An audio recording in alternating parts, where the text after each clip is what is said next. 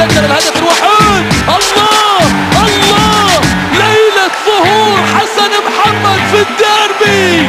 من هنا من بوابة العميد والإمبراطور حسن أمين يتقدم، كرة فيها ضربة جزاء.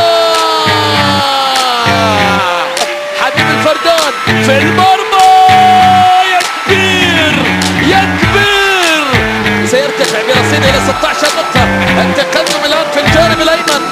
النصر بكرة عرضية أمام المرمى. حبيب الفردان، الله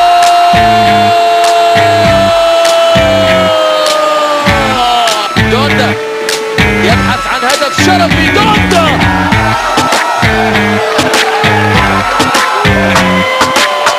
راحة ما بعدها راحة.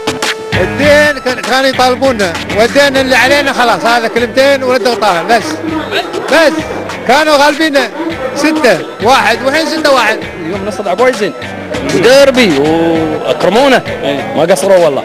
ردوا الدين يعني. الدين من زمان مردود بس هاي زياده. ردين هذه هي، إن كل مره يوم نتكلم الوصله يقولون 6-1 الحين النتيجه انعكست. ردينا الدين.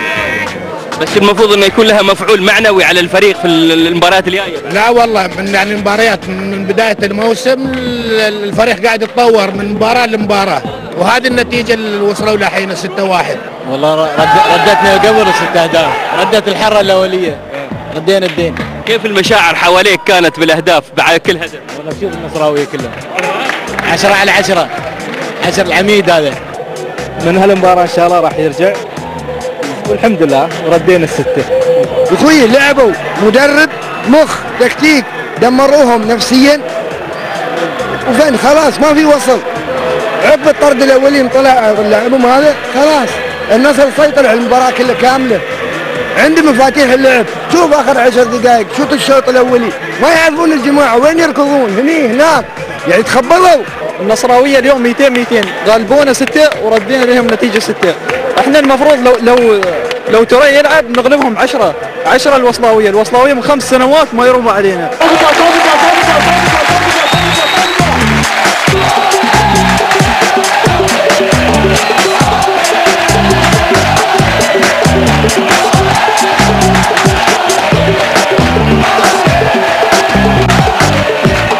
اليوم متعه كرويه شفناها من والله النصر من بعد مباراة العين النصر يتقدم عمل في شغل، بس اليوم انت تضيع قدام الفرق فرصتين 3، فانت اخر المباراة دائما خسران. قدام العين خسرنا، قدام الوحدة نفس الشيء.